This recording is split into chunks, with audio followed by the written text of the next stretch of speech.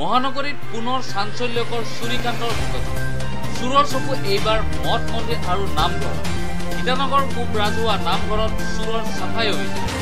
নামঘৰৰ মণিকূটৰ সোণাৰ ফুল এটা নিছে আৰু মাইকী মানুহবিলাকৰ বাকচ তালা ভাঙি 15,000 টকা লৈ গৈছে।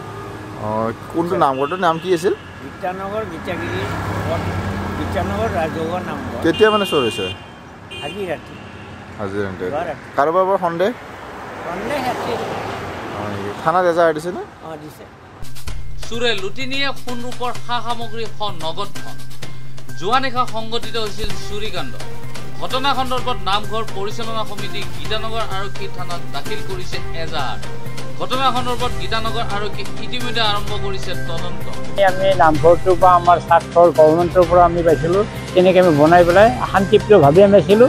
কিন্তু আজি যিটো দুখ লাগিছে আমাৰ, তিৰোতাখিনিও ৰাতিপুৱা আহিছিল, আমাৰ মহিলাখিনি আহি পেলাই তেওঁলোকেও মৰ্মাহত যে আমাৰ এইখিনি দুষ্কাৰ্য কাম কিয় এনেকৈ কৰিলে।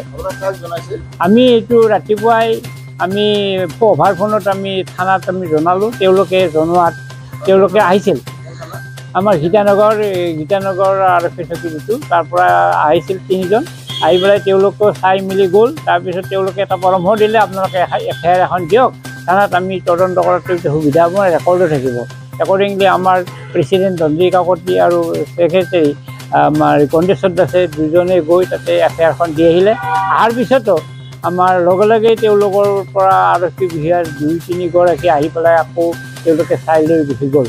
তেওঁলোকেও ক'লে, এটা পৰামৰ্শ দিলে যে যদি CC কেমেৰা থাকিলে কিজানি ফুটেজ চাই পেলাই আমি এটা ধৰক আমি তেওঁলোকে ক'লে ভৱিষ্যতে যেন তেওঁলোকৰ ছাইডৰ পৰাও তেওঁলোকে চেষ্টা কৰি চাম, যদি CC কেমেৰা যদি দিব পৰা যায় তেওঁলোকে গভৰ্ণমেণ্টৰ পৰাও চাব, তেনেকৈ কৈছে আৰু।